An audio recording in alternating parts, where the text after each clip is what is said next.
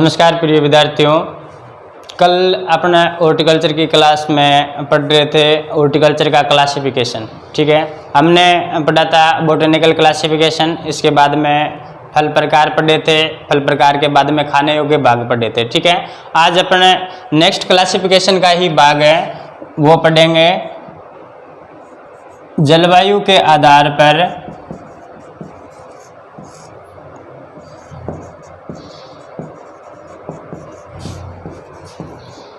फलों का वर्गीकरण।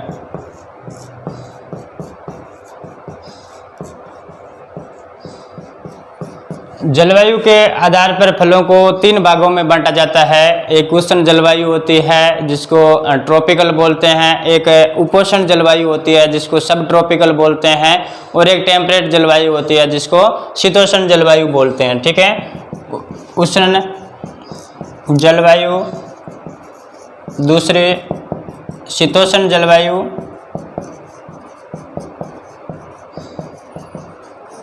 तीसरा उपोष्ण जलवायु।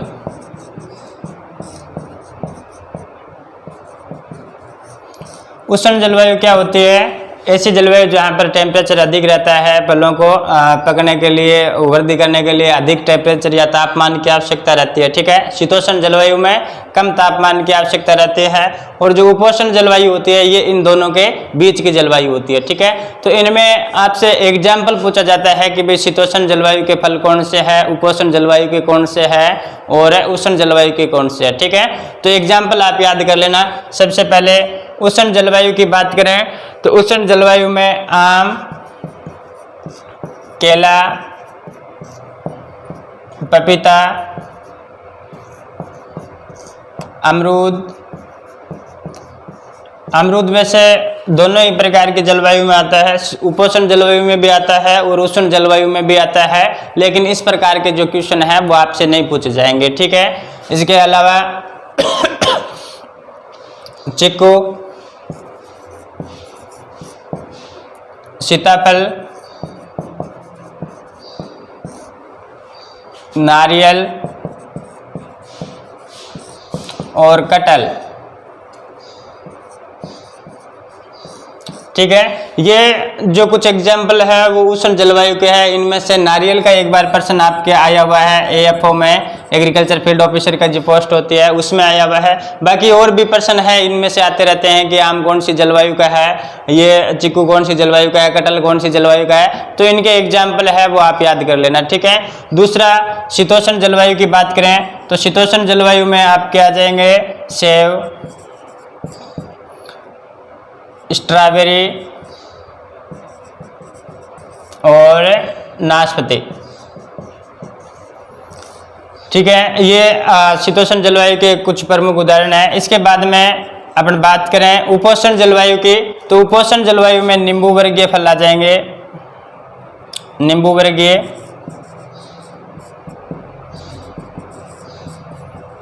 इसके अलावा बेर, अंजीर, आंवला,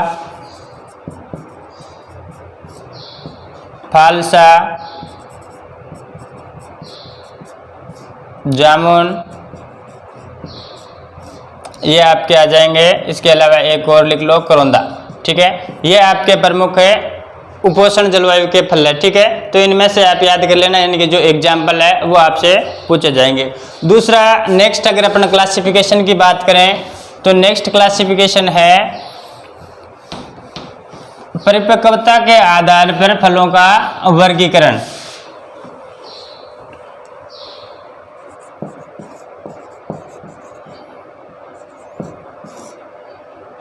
परिपक्वता के आधार पर फलों का वर्गीकरण मैच्योरिटी के आधार पर है ना।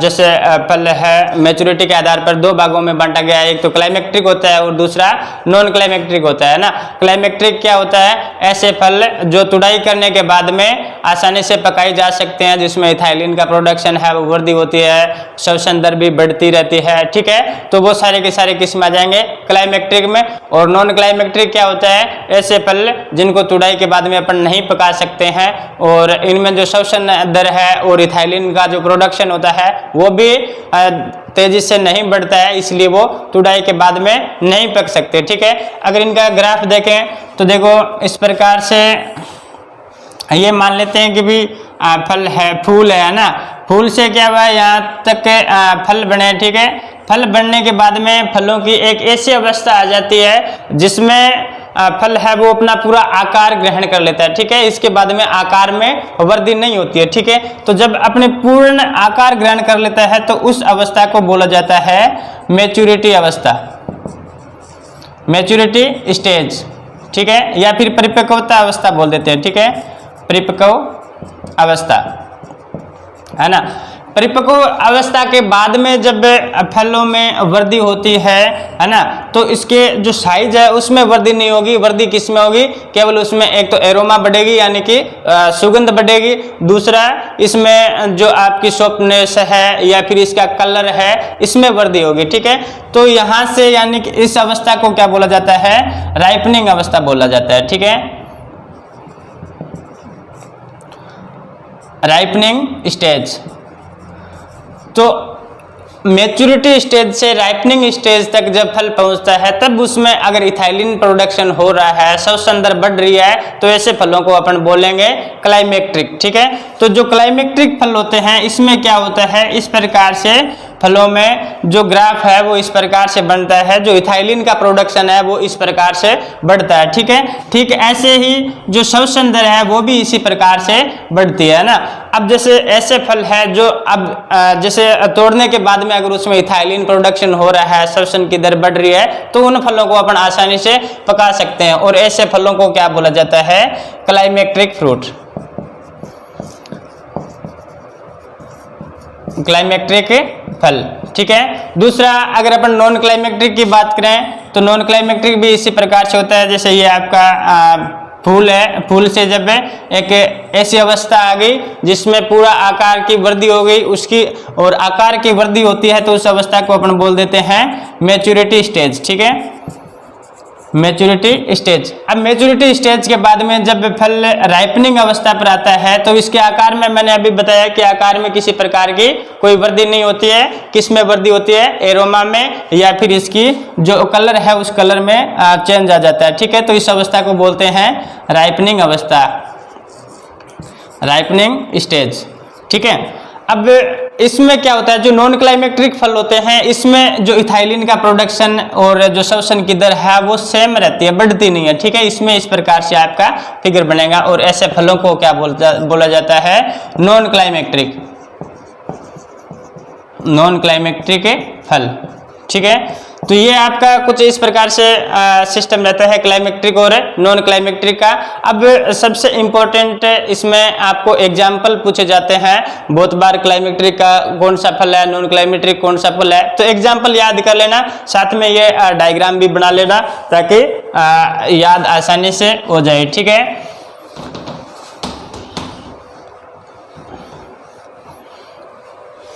अगर क्लाइमेक्ट्रिक के फलों की बात करें तो इसके एग्जाम्पल है आम,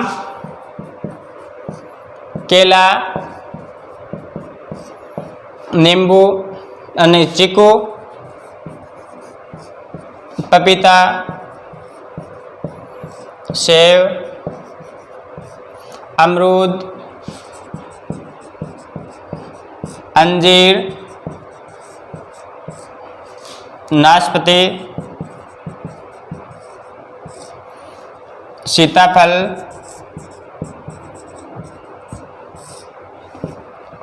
इसके अलावा एक हो गया आपका टमाटर।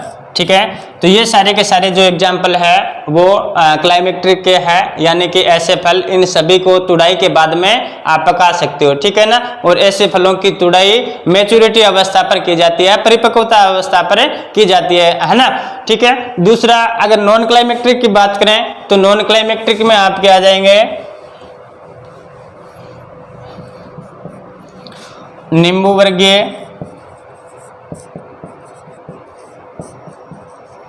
बेर, आंवला, टमाटर नहीं सॉरी खजूर, जामुन, अंगूर, लीची, फालसा, अनार और तरबूज।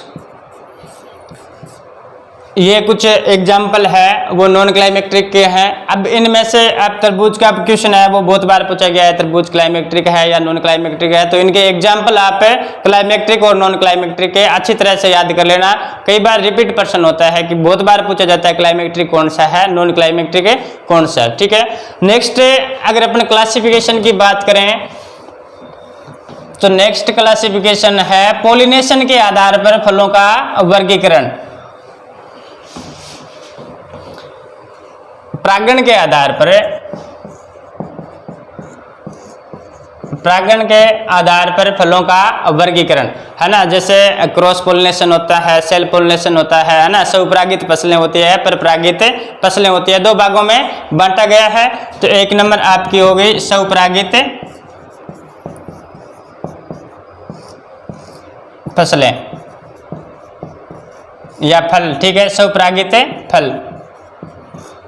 स्वपरागित का क्या मतलब होता है कि ऐसे पौधे जिसके फूलों में मेल और फीमेल पार्ट्स दोनों एक ही फूल में रहते हैं और उसमें पॉलिनेशन के लिए किसी दूसरे फूल की आवश्यकता नहीं होती है। ठीक है, तो ऐसे फलों में जो पॉलिनेशन होता है वो सेल्फ पॉलिनेशन होता है और ऐसी फसलों को स्वपरागित फसल कहते हैं। ठीक है, स्वपरागित की अगर अपन बात करें तो नींबू वर्गीय, एग्जाम्पल की बात करें तो नींबू वर्गीय हो गया। इसके अलावा नारियल की कुछ बोनी किस्में हैं, उनमें स्वपरागण देखने को मिलता है। ठीक है, दूसरा अगर अपन परपरागण की बात करें या क्रॉस पोलिनेशन की बात करें तो क्रॉस पोलिनेशन क्या होता है, यानी कि पोलिनेशन के लिए या परागित करने के लिए दो फूलों की आवश्यकता होती है, मेल और फीमेल पार्ट्स है वो अलग अलग फूलों में उपस्थित होते हैं। ठीक है, तो ऐसी फसलों को परपरागित फसलें कहा जाता है। और परपरागण है वो हवा के द्वारा भी हो सकता है, हवा द्वारा हो सकता है, कीटों द्वारा हो सकता है, कीटों द्वारा हो सकता है, इसके अलावा पक्षियों के द्वारा भी हो सकता है, इसके अलावा मनुष्यों के द्वारा भी करवाया जाता है। ठीक है, जिसको कृत्रिम पोलिनेशन बोलते हैं, मनुष्यों द्वारा। ठीक है, अब इसमें एक चीज ध्यान में रखना, जब हवा के द्वारा पोलिनेशन होता है तो उन फलों को एनिमोफिलस बोलते हैं, एनिमोफिलस। ठीक है, और ऐसे फल जिसमें कीटों के द्वारा होता है तो उसको एंटमोफिलस बोलते हैं, एंटमोफिलस। ठीक है, और ऐसे फल जिसमें पक्षियों के द्वारा होता है पोलिनेशन उसको ओरिएंथोफिलस बोलते हैं, ओरिएंथोफिलस। ठीक है, और जो मनुष्यों के द्वारा करवाया जाता है उसको आर्टिफिशियल बोलते हैं या जो आपका कृत्रिम पोलिनेशन है वो बोल दिया जाता है। ठीक है, तो ये थोड़ा सा इंग्लिश नेम भी ध्यान में रखना कि भाई हवा के द्वारा पोलिनेशन होता है उसको एनिमोफिलस बोला जाता है, कीटों द्वारा होता है उसको एंटमोफिलस बोला जाता है और पक्षियों द्वारा होता है उसको ओरिएंथोफिलस बोला जाता है। ठीक है, इसके बाद में इसके एग्जाम्पल है वो भी आप थोड़े याद कर लेना। अगर एग्जाम्पल की बात करें तो जो हवा के द्वारा पोलिनेशन या एनिमोफिलस है वो पौधे आपके हैं आंवला, पपीता, चीकू, कटहल और अनार। इन फलों में पोलिनेशन है वो हवा के द्वारा होता है। ठीक है, अगर कीटों द्वारा बात करें तो कीटों द्वारा हो गया आम, अमरूद, बेर,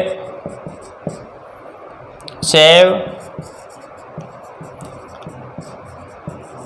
नाशपाती।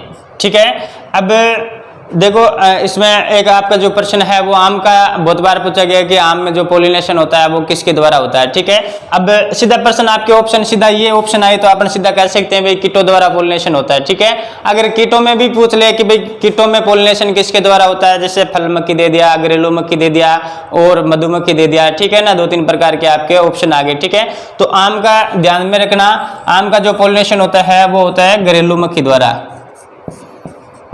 इंपॉर्टेंट चीज है, घरेलू मक्खी द्वारा आम का पोलिनेशन होता है और इसका जो जूलॉजिकल नेम है वो है मस्का डोमेस्टिका। ठीक है, इसके बाद में अगर अपन बात करें पक्षियों के द्वारा जो पोलिनेशन होता है वो केला में होता केले में देखने को मिलता है। इसके अलावा अनानास में भी जो पोलिनेशन होता है वो पक्षियों के द्वारा होता है। ठीक है, इसके बाद में इंपॉर्टेंट सबसे कि कृत्रिम पोलिनेशन या मनुष्य द्वारा जो परागण है वो किस फसल में करवाया जाता है, तो ये जो पोलिनेशन है वो खजूर में करवाया जाता है। ठीक है ना, इंपॉर्टेंट चीज है। और दूसरा मैंगो का याद रखना। इसके बाद में जो एनिमोफिलस है, एंटमोफिलस है, ओरिएंटोफिलस है, ये सभी आप याद कर लेना। ठीक है, अब देखो आपने जो क्लासिफिकेशन था हॉर्टिकल्चर का, सबसे पहले अपने वनस्पति क्लासिफिकेशन पढ़ा था, इसके बाद में अपने पढ़ा था कि फ्रूट टाइप के आधार पर, इसके बाद में एडिबल पोर्शन के आधार पर पढ़ा था, इसके बाद में क्लाइमेट के आधार पर यानी कि जलवायु के आधार पर पढ़ा था और पोलिनेशन के आधार पर पढ़ा था। इसके अलावा आपने जो आपके जलवायु है या क्लाइमेट है उसके आधार पर पढ़ा था, है ना। ये सारे के सारे जो पोलिनेशन है, जो इसके टाइप है वो सारे के सारे कंप्लीट हुए।